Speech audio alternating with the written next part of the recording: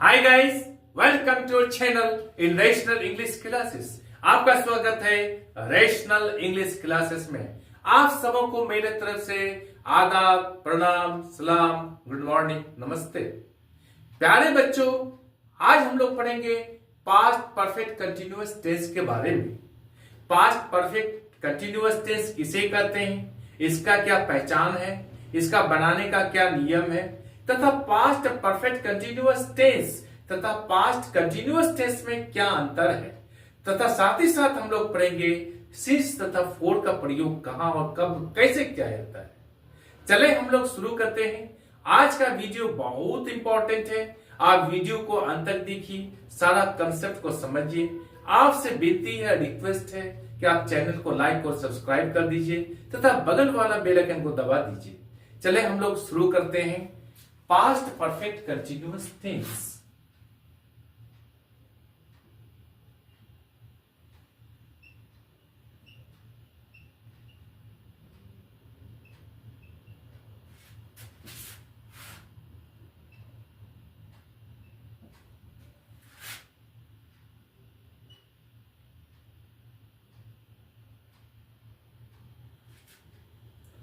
Past perfect continuous tense किसे कहते हैं, इसको हम लोग डिफाइन कर लेते हैं।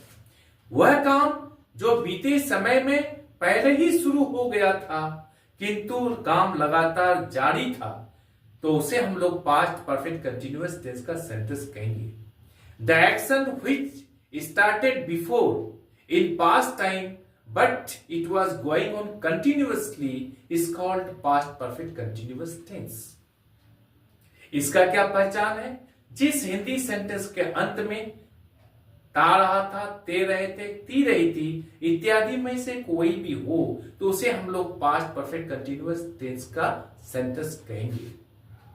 इसका बनाने का क्या रूल है, क्या नियम है? प्यारे बच्चों, हम लोग देखते हैं, इसका रूल है subject plus had plus been plus verb four. यहां बहुत इजी पैटर्न है, या सभी के साथ हैड का प्रयोग होगा। एग्जाम्पल हम लोग ले लेते हैं। I had been reading. Subject I हो गया, हैड यहां पर हैड हो गया, बीन यहां पर बीन हो गया, वर्ब फोर यहां रीडिंग हो गया। आई हैड बीन रीडिंग, मैं पढ़ता रहा था। अब प्यारे बच्चों, हम लोग ये समझेंगे कि पास्ट कंटिन्यूअस टेंस तथा पास्ट परफेक्ट कंटिन्यूअस टेंस में क्या अंतर है। देखिए, ध्यान से देखिए, इसको सारा कंफ्यूजन खत्म हो जाएगा। वह पढ़ रहा था, वह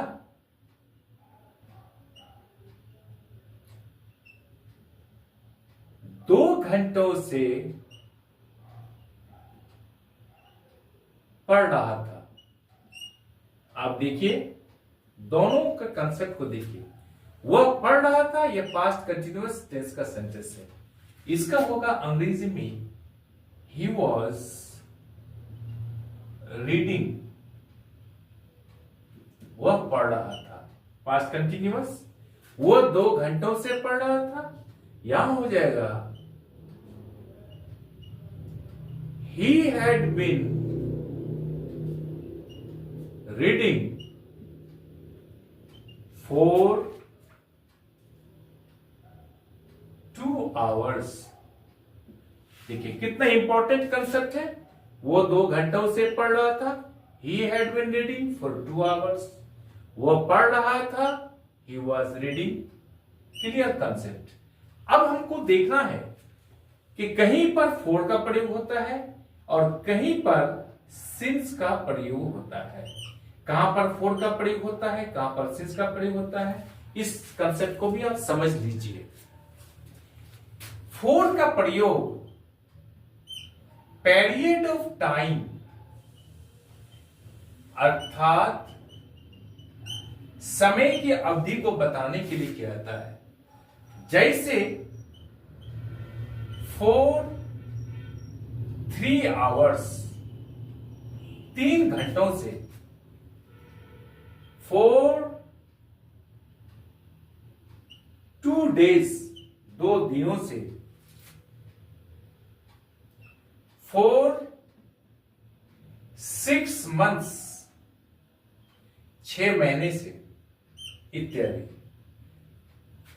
यहां पर समय के बारे में नहीं बताया है कि कितने बजे से, यहां बताया 3 आवर्स, 3 घंटों से, कितने बजे से कितने बजे तक ये पता नहीं है, तो वहां पर 4 के बाद 4 का प्रयोग करेंगे। सिंस का प्रयोग पॉइंट ऑफ टाइम को बताने के लिए करेंगे। पॉइंट ऑफ टाइम अर्थात निश्चित समय को बताने के लिए है, जिससे निश्चित समय के बारे में मालूम हो, वहां पर हम लोग सिंस का प्रयोग करेंगे। जैसे उदाहरण के लिए, सिंस 3 o'clock, सिंस मंडे, या टाइम मेंशन है मंडे से, 3 बजे से, सिंस अप्रैल, इत्यादि। देखिए यहां 3 आवर्स, 3 घंटों से, कितने बजे से कितने बजे तक ये पता नहीं है, ये अवधि के बारे में बता रहा है, तो 4 का प्रयोग करेंगे। यहां सिंस 3 o'clock, यहां टाइम मेंशन है, उल्लेख है, तो वह 3 बजे से, सिंस 3 o'clock, 3 बजे से, टाइम मेंशन है, इसलिए सिंस का प्रयोग होगा। सिंस मंडे, सोमवार से, since morning, since evening, since noon, जहां पर निश्चित समय हो, निश्चित टाइम हो, तो वहां पर सिंस का प्रयोग करेंगे। सिंस अप्रैल, अप्रैल के महीने से, यहां पर क्या पता 4 6 मंथ, 6 महीने से, किस महीने से ये पता नहीं है, वहां पर 4 का प्रयोग करेंगे। जहां टाइम या महीना या साल या दिन इंडिकेट हो, वहां पर सिंस का प्रयोग करेंगे। इस कंसेप्ट को क्लियर कर लीजिए। क्लियर? अब प्यारे बच्चों हम लोग पढ़ेंगे कि इसका निगेटिव कैसे बनाएंगे हम लोग। इसका निगेटिव बनाते समय क्या करेंगे, इसके साथ नॉट का प्रयोग करेंगे।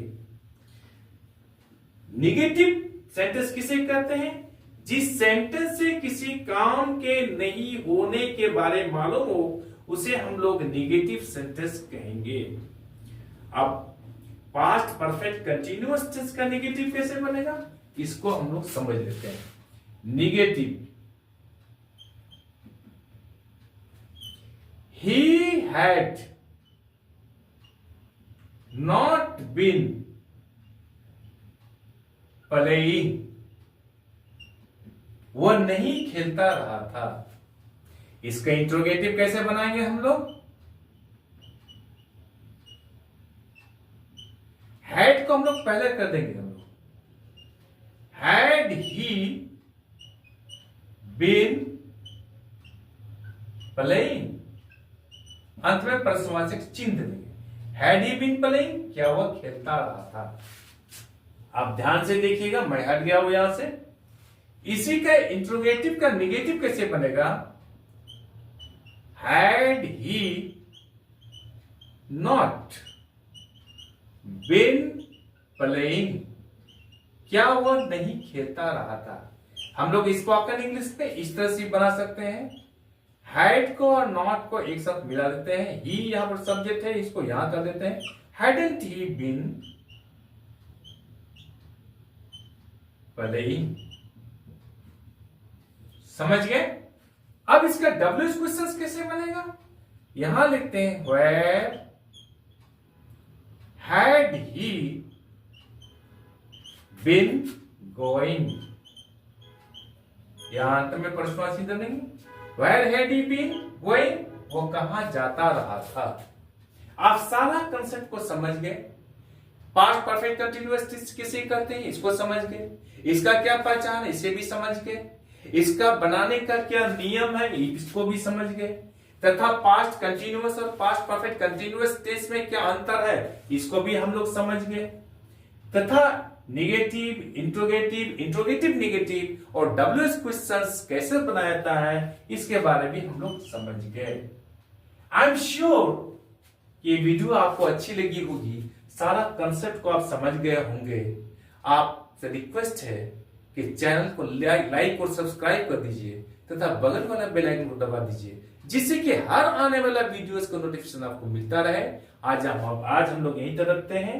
कल हम लोग फिर पढ़ेंगे अगला क्लास, अगला चैप्टर के बारे में। बाय।